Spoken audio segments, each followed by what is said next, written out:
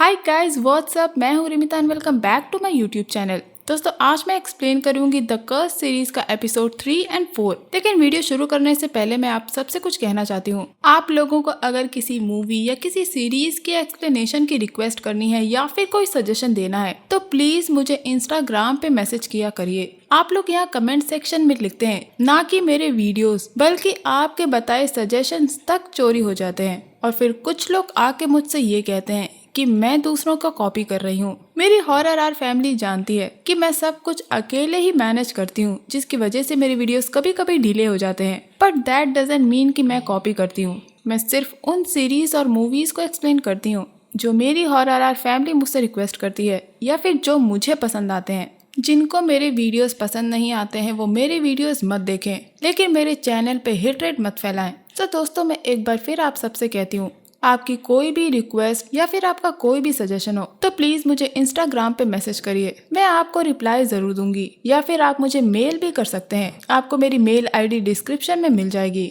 So without wasting any time let's get into the horror coaster ride of this series. अब हम 10 साल पहले के वक्त को देखते हैं, जहाँ जोंग अपने बच्चों से बात कर रहा होता है। तब उसकी माँ उससे पूछती है कि क्या वो वाकई डिवोर्स लेने वाला है और अपने बच्चों को उस औरत के हवाले कर देगा जो विच है। उसकी माँ को इस बात का दुख है कि उन्होंने जोंग को उस वक्त नहीं रोका जब जोंग ने अपने पिता की पारिवारिक ग्रेवयार्ड की जगह को बिजनेस के लिए इस्तेमाल किया था। और यही वो वक्त था जब जोंग पे नवंबर 7 को रिचुअल किया गया था, और ये रिचुअल सोजिन की माँ ने किया था। और उस रिचुअल के बाद से ही जोंग को शरीर में दर्द महसूस होने लगा और उसे अपने पास एक स्मेल आने लगी थी। और यहाँ हम एक काली परछाई को जोंग की कार के पास देखते हैं जो जोंग के अंदर चली जाती है। अब जोंग पे उसका असर होने लगा था। जोंग पे एक शिट्सू भौंक रहा होता है क्योंकि एनिमल स्पिरिट्स को देख सकते हैं, लेकिन जोंग उस डॉग को फेंक देता है। यहाँ हमें पता लगता है कि जोंग पे वो इविल स्पिरिट पूरी तरह से हावी हो चुकी है। इसके बाद हम प्रेजेंट का सीन देखते हैं जहाँ क्यांग जोंग से कहती है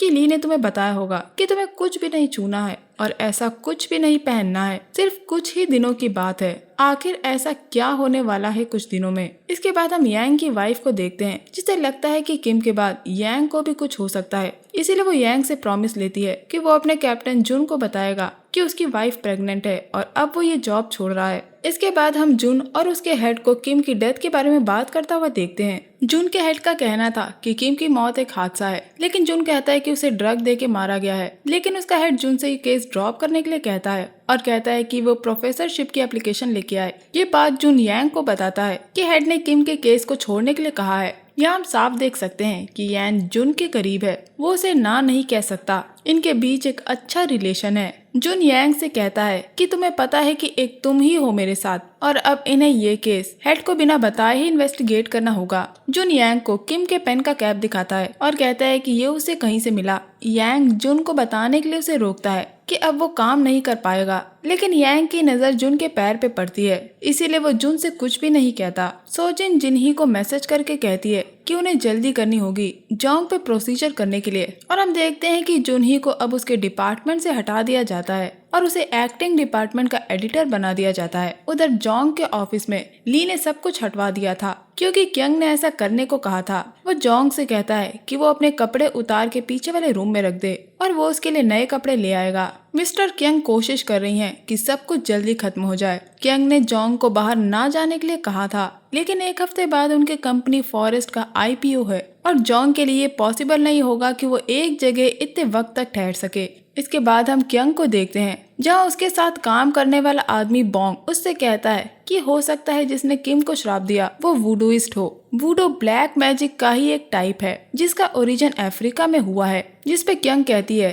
कि ये डिटी जापान से आई है। तो बोंग वहाँ के बारे में खोजे और क्यांग ने कुमामाटो से बात की है। क्यांग को लगता है कि उसने कुछ ऐसा ही शोकोकु मोनोगात्री में देखा था। वो बोंग से कहती है कि उन स्पिरिट के बारे में देखो जो जापान से कोरिया आई हो। तभी हम वहाँ ली को आता देखते हैं जो क्यांग से कहता है कि क्यांग जोंग के लिए कोई तावीज बना दे ताकि तब तक के लिए जोंग अपने काम कर पाए। जिस पे क्यांग कहती है कि वो दुनिया के सारे एक्सपर्ट से पूछेगी कि कौन सी तावीज बनाई जा सकती है, लेकिन तब तक के लिए जोंग को सावधानी बरतनी होगी। यहाँ क्यांग ली से किम के पेन के कैप के बारे में पूछती है जिसपे ली बताता है कि उसका एक आदमी पुलिस में है जो उसे बता देगा उस पेन के कैप के बारे में। क्यंग को ये बात मालूम थी कि किम के पेन के कैप के जरिए प्रोसीजर किया गया था क्योंकि उसने रिचुअल में ये देख लिया था। इसके बाद हम देखते हैं कि चेयरमैन से मिला हुआ डिटेक्टिव एविडेंस रूम में जाता है और वहीं पे उसे यांग भी मिलता है जो उस पेन के कैप को चेक करने आया था। दूसरा डिटेक्टिव ये देख लेता है कि यांग के हाथ में किम के पेन का कैप था और ये बात वो ली को बताता है और उसके जरिए ये बात क्यंग को पता लग जाती है और क्यंग जोंग को बुलवाती है। इसके बाद हम देखते हैं कि यांग का नाम और ऑफिस का पता जोंग के हायर किए हुए आदमियों तक पहुंच जाता है। इधर जिन्ही को सोजिन के मैसेज मिलते हैं लेकिन वो किसी भी मैसेज का रिप्लाई नहीं देती। उधर सोजिन को कुछ लड़कियां बुली करती हैं और इन्हीं में से एक वो लड़की थी जिसके बॉयफ्रेंड को सोजिन ने कर्ज किया था और सोजिन उस लड़की से कहती है कि तुम मुझसे दूर रहो वरना मैं तुम्हें मार दूंगी। अब ये लड़की सोजिन से किसी तरह अपना बदला लेना चाहती है। तभी उसकी एक दोस्त उसे फॉरेस्ट ऑफ कर्सेस के बारे में बताती है जिसके बाद सीन शिफ्ट होता है और हम यांग को देखते हैं जो फॉरेस्ट के एक प्रोग्रामर से मिलने आया था। वो जुन को फोन करके बताता है कि वो कैप किम के पेन का ही है और इसके बाद यांग उस प्रोग्रामर से पूछता है जो फॉरेस्ट कंपनी में काम करता है। तब ये प्रोग्रामर यांग को फॉरेस्ट ऑफ कर्सेस के बारे में बताता है। यह आदमी बताता है कि फॉरेस्ट कंपनी एक सोशल मीडिया नेटवर्क कंपनी है। ये पहले उतनी पॉपुलर नहीं थी लेकिन जब से फॉरेस्ट ने एक कर्स ऐप लॉन्च की है तब से ये ऐप और कंपनी दोनों पॉपुलर हो गए जिसपे लोग दूसरों को कर्स करते हैं, उनकी फोटो और नाम पोस्ट करते हैं और जिसकी पोस्ट को सबसे ज्यादा लाइक्स आते हैं ये माना जाता है कि उस इंसान को कर्ज लग जाएगा। ये तो नहीं पता कि ये कैसे काम करता है लेकिन लोग अपडेट देते हैं कि जिसको वो चाहते थे उसे कर्ज लग चुका है। ये आदमी यहाँ ये भी बताता है कि जब फॉरेस्ट कंपनी बनी तब प्रोग्रामर से ये कहा गया कि वो कर्स्ट पोस्ट को पॉपुलर बना दें और वो इन पोस्ट के साथ मैनिपुलेशन करें यानी उन पोस्ट से छेड़छाड़, जिसके लिए इन्होंने घोस्ट अकाउंट्स भी बनाए। दोस्तों घोस्ट अकाउंट्स वो होते हैं जिनसे किसी भी पोस्ट को कई सारे लाइक्स दिलवाए जाते हैं। इसके बाद यांग को जिन्ही का कॉल आता है और वो यांग से किम की डेड बॉडी की पिक मांगती है तो यांग उसे वो फोटो मैसेज कर देता है। यांग अपने घर के बाहर पहुंचता है जब उसे वहां एक कार दिखती है। जब वो उसको देखने जाता है तो जोंग के लोग उसे किडनैप कर लेते हैं। इधर जुन जिन्ही से उस कैप के बारे में पूछता है जिसपे जिन्ही कहती है कि उसने किम पे कर्ज करवाया जिसकी वजह से उसकी मौत हो गई,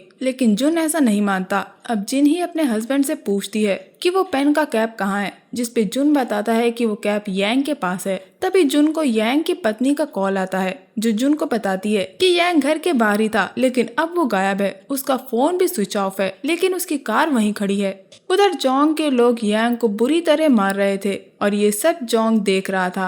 अब जोंग के लोग यांग से पूछते हैं कि उसे वो पेन का कैप कहाँ मिला लेकिन यांग उन्हें कुछ भी नहीं बताता। तब जोंग यांग की फैमिली को मारने के ऑर्डर्स देता है। जब ये लोग यांग को खोलते हैं तब यांग उनमें से एक आदमी पे हमला कर देता है और वहाँ से भाग जाता है। तभी जोंग अपनी इविल पावर्स को यूज करके यांग पे हावी हो जाता है और यांग को एक ट्रक टक्कर मार देती है जिससे उसकी मौत हो जाती है। इसके बाद जुन यांग की बॉडी को देखता है जिसे देख के वो एकदम टूट जाता है। इसके बाद यांग की पत्नी कैप्टन से पूछती है कि क्या यांग ने उसे बताया था कि वो काम छोड़ रहा है। उसने प्रॉमिस किया था कि बच्चे के जन्म के बाद वो लोग एक शॉप चलाएंगे लेकिन यांग अपने बच्चे को देखने से पहले ही चला गया। उसकी पत्नी एकदम अकेली हो गई थी। जुन को इस बात का बुरा लग रहा था कि उसकी वजह से यांग की डेथ हो गई और ये सब जिन ही देख रही थी और अब वो सोजिन को कॉल करके कहती है कि अब उन्हें जोंग पे प्रोसीजर करना होगा। हम यहाँ पे कुमामाटो को देखते हैं जो कि एक जापानीज है जिसके बारे में क्यंग ने बताया था। वो एक चीज लेने आया था जिसको मंगवाने के लिए उसने रिक्वेस्ट की थी। नेक्स्ट सीन में हम जुन को देखते हैं जो उस बिल्डिंग में छानबीन करने आया था जहाँ यांग की मौत हुई थी लेकिन वहाँ कोई भी कैमरा रिकॉर्डिंग नहीं थी। यहाँ तक कि डैश कैम की रिकॉर्डिंग भी इन लोगों ने हटा दी थी।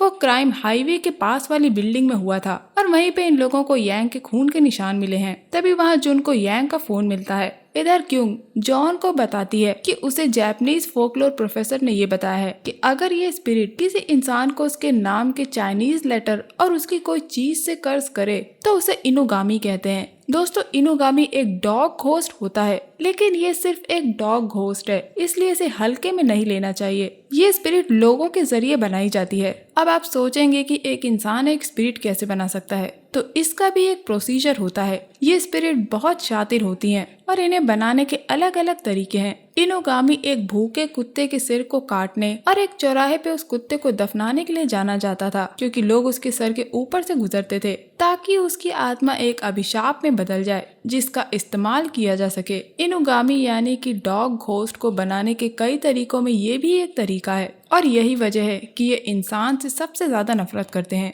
और उन्हें कर्ज करते हैं और यही इनका मकसद है। क्यंग इसे रोक सकती है, लेकिन ये कोई आम इनुगामी नहीं है और कोई भी आम तावीज काफी नहीं होगा इस स्पिरिट को रोकने के लिए। क्यंग को सुकोगामी इस्तेमाल करना होगा। सुकोगामी दरअसल एक इंस्ट्रूमेंट है जिसके अंदर एक पावरफुल स्पिरिट है और इसी इंस्ट्रूमेंट को कुमामोटो लेने गया था। इन लोग का प्लान था कि ये लोग 2 स्पिरिट को लड़वाने वाले हैं। क्यंग ने उस इंस्ट्रूमेंट को मंगवा लिया है जो 2 दिन में आ जाएगा। तब तक क्यंग जोंग को किसी से ना मिलने के लिए कहती है और कहती है कि वो अपनी कोई भी चीज किसी को भी ना दे, तब तक के लिए वो डिस्पोजेबल आइटम का यूज करे, जिसके बाद वो उन्हें फेंक दे। इसके बाद जब क्यंग बाहर आती है तो वो ली का गला पकड़ लेती है और कहती है कि तुमने फिर से चेयरमैन को उसकी पावर्स यूज करने दी। वो अपने ख्यालों से किसी को भी मार सकता है अगर चेयरमैन ने उस इंसान को एक बार खुद सामने से देखा हो तो। वो कहती है कि जोंग को सही रहना होगा जब तक कंपनी पब्लिक नहीं हो जाती और उन्हें उस इंसान को ढूंढना है जिसने ये प्रोसीजर किया है। उधर पुलिस स्टेशन में डिटेक्टिव 1 यांग की वो रिकॉर्डिंग पूरे डिपार्टमेंट के सामने प्ले करता है। वो रिकॉर्डिंग जो यांग ने मरने से पहले उस प्रोग्रामर की रिकॉर्ड की थी, जिसके बाद यांग को मार दिया गया था। जब ये सब डिटेक्टिव 1 बता रहा होता है तब डिटेक्टिव 2 को अपने किए पे पछतावा होता है कि आखिर क्यों उसने ली को बताया कि वो पेन का कैप यांग के पास है, जिसकी वजह से यांग को टॉर्चर किया गया और उसे मार दिया गया। दूसरी तरफ जिन्ही सोजिन से मिलती है और कहती है कि हमें जल्दी से जल्दी जोंग का नाम चाइनीज लेटर में और वो उसकी कोई चीज ला के देगी ताकि ये लोग प्रोसीजर कर सकें। जिसपे सोजिन पूछती है कि कुछ हुआ है, जिसपे जिन्ही बताती है कि जोंग ने किसी को सिर्फ इसलिए मार दिया क्योंकि उसके पास वो पेन का कैप था जिससे इन लोगों ने वो प्रोसीजर किया था। लेकिन जिन्ही को ये नहीं पता कि आखिर जोंग को ये पता कैसे लगा कि उन दोनों ने उस पेन के कैप का इस्तेमाल किया है उस प्रोसीजर को करने के लिए। यहाँ सोजिन बताती है कि कोई है जो जोंग की स्पिरिचुअली मदद कर रहा है, जो एक पावरफुल शमन है। उधर पुलिस स्टेशन में हेड कहता है कि ये उसकी गलती है, उसने मिन के केस पे ध्यान नहीं दिया और अब जिसने भी यांग को मारा है पुलिस उसे पकड़े। तभी जून हेड को वो एप्लीकेशन ला के देता है जिसमें उसने एज अ टीचर की पोस्ट के लिए अप्लाई किया था, लेकिन हेड उसकी ये एप्लीकेशन फाड़ देता है और कहता है कि यांग के साथ जिसने भी वो किया तुम उसे खुद पकड़ो। अब जिन्ही एक आदमी को हायर करती है जो जोंग के ड्राइवर से एज अ रिपोर्टर मिलता है और उसे कुछ पैसे देता है और कहता है कि वो जोंग की कोई भी पर्सनल चीज ला के दे और जोंग का ड्राइवर मान जाता है। इसके बाद हमें पता लगता है कि जोंग 15 साल पहले एक कंपनी का मालिक था जो की थी डेयन और वहाँ के रिकॉर्ड से जिन्ही को जोंग के चाइनीज लेटर का नाम मिल सकता है। इधर बोंग क्यंग को बताता है कि जापानीज घोस्ट जब कोरिया आए तो वो म्यूटेटेड हो गए और ये जापानीज घोस्ट ज्यादातर बुसान से आते हैं, स्पेशली एशिनडोंग से जहाँ जापानीज ग्रेवयार्ड है। और अब क्यंग समझ जाती है कि एशिनडोंग वही जगह है जहाँ जोंग यानी कि चेयरमैन बड़ा हुआ और सोजिन की माँ ने वो रिचुअल एशिनडोंग में किया था और अब वो उस इंसान का पता लगा सकते हैं जिसने वो प्रोसीजर किया, क्योंकि एशिनडोंग से सिर्फ सोजिन की माँ ही वो शमन थी जिसने चेयरमैन पे वो रिचुअल किया था। जिन्ही जोंग के पुराने ऑफिस जाती है जहाँ उसे टैक्स के पेपर्स मिलते हैं जिसमें जोंग की आइडेंटिटी थी और यहाँ जिन्ही को जोंग के चाइनीज लेटर मिल जाते हैं जो थे the end and the present. Jong का ड्राइवर जोंग को एक लाइटर के साथ देखता है और अब वो उसे चुराने की सोचता है। इसके बाद जोंग एक डिनर मीटिंग के लिए जाता है, तब उसका ड्राइवर उसी की तरह का एक लाइटर खरीदता है। उधर मीटिंग में जोंग से अजीब सी स्मेल आने लगती है। तभी जोंग का पार्टनर किम सेंटेड कैंडल्स मंगवाता है और यहाँ पे इन्हें कुछ और लड़कियां ज्वाइन करती हैं और उन्हें भी जोंग के पास से अजीब सी स्मेल आने लगती है। किम जोंग को ड्रिंक करने के लिए कहता है, लेकिन जोंग कहता है कि वो कुछ दिनों तक ड्रिंक नहीं कर सकता। तब किम कहता है कि वो अपना इन्वेस्टमेंट जोंग की कंपनी से हटा लेगा। तब जोंग ड्रिंक करने के लिए मान जाता है। किम सिगरेट पी रहा होता है और तब वो लाइटर ढूंढता है। तब जोंग उसे अपना लाइटर देता है, लेकिन वो लाइटर नहीं जलता, इसलिए किम उसे फेंक देता है। लेकिन जोंग उसे वापस रख लेता है क्योंकि वो अपनी इस्तेमाल की हुई चीज इधर उधर नहीं फेंक सकता था। इसके बाद हम देखते हैं कि जोंग ने ज्यादा पी ली थी और उसका ड्राइवर उसे घर छोड़ देता है, लेकिन जोंग को होश नहीं था। तभी उसका ड्राइवर जोंग के लाइटर को बदल देता है और जोंग को थोड़ी देर बाद होश आ जाता है और वो घर चला जाता है। जब वो अपने टेरेस पे जाके सिगरेट जलाता है तो उसे पता चलता है कि वो उसका लाइटर नहीं है क्योंकि उसका लाइटर जल नहीं रहा था और वो समझ जाता है कि उसके ड्राइवर ने उसका लाइटर बदल दिया है। वो अपने ड्राइवर को कॉल करता है और इधर उसके ड्राइवर ने वो लाइटर जिन के उस आदमी को दे दिया था। अब जोंग अपने ड्राइवर से अपने लाइटर के बारे में पूछता है तो उसका ड्राइवर कहता है कि उसे नहीं पता और तभी जोंग को ली का फोन आता है जो उसे बताता है कि वो इंस्ट्रूमेंट ऑफिस पहुंच गया है और अब जोंग ऑफिस जाता है और इधर जिन ही सोजिन को बताती है कि उसे जोंग का लाइटर मिल गया है और सोजिन उसे तुरंत मिलने के लिए कहती है। अब यहाँ दो शमन्स की लड़ाई आपस में होती है। जोंग ऑफिस पहुंचता है और सोजिन जिनही के पास। जैसे ही जोंग अपने रूम में जाने लगता है सोजिन उस पर कर्ज कर देती है जिसकी वजह से जोंग की बॉडी अकड़ने लगती है। तभी क्यंग जोंग को बांध के लिटा देती है और उस इंस्ट्रूमेंट को बजाने लगती है